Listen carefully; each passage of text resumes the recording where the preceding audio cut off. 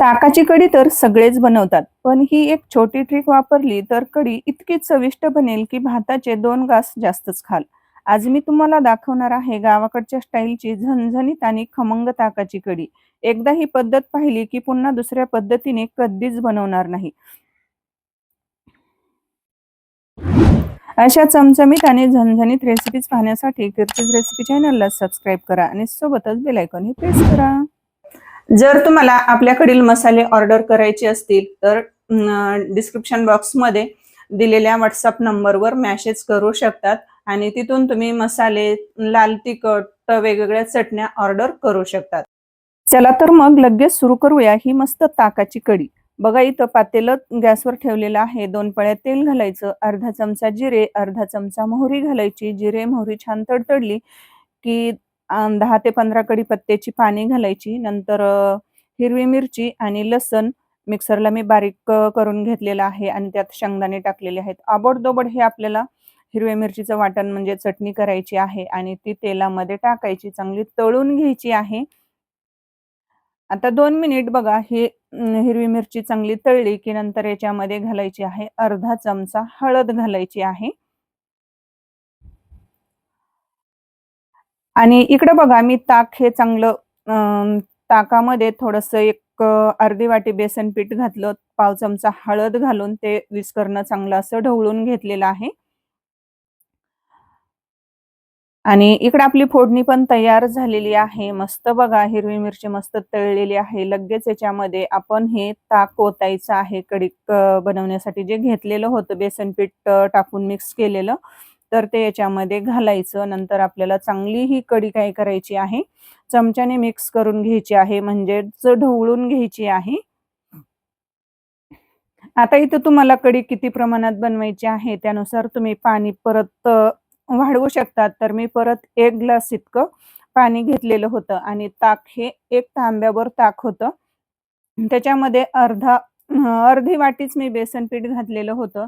आता ही कढी आपल्याला मस्त अशी जवळपास काय करायचं आहे 5 ते 6 मिनिट मंद गॅसवर आपल्याला ही फुगून घ्यायची आहे म्हणजे चांगली कढी फुगेपर्यंत. आणि नंतर चवीनुसार मीठ घालायचं. परत मिक्स करायचं आहे आपल्याला चमच्याने ढवळून घ्यायचं आणि एकदम मंद गॅसवर आपल्याला कढी चांगली फुगली की नंतर काय करायचं आहे 2 मिनिट गॅस चालूच ठेवायचा आहे.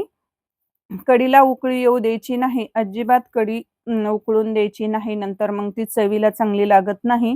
कढी फक्त चांगली फुगली की गॅस एकदम कमी करायचा आहे, मंद करायचा आणि 2 मिनिटानंतर गॅस बंद करायचा आहे.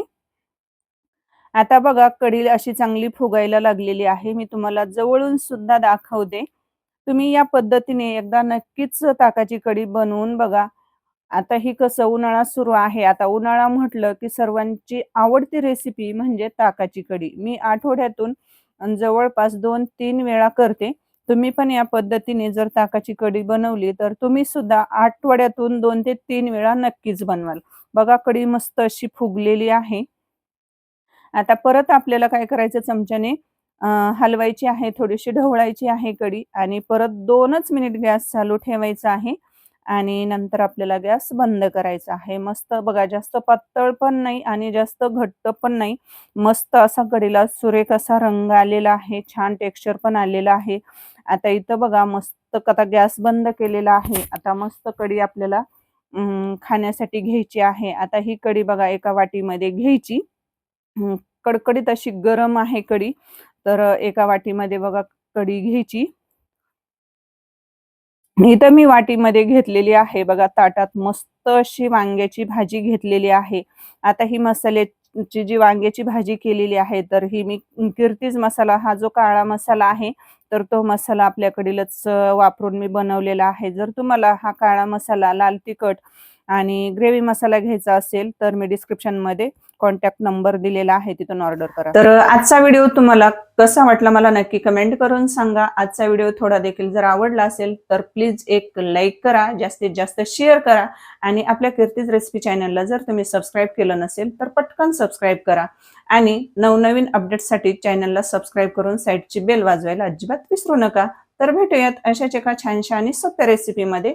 तोपर्यंत स्वस्त खा आणि मस्त रहा.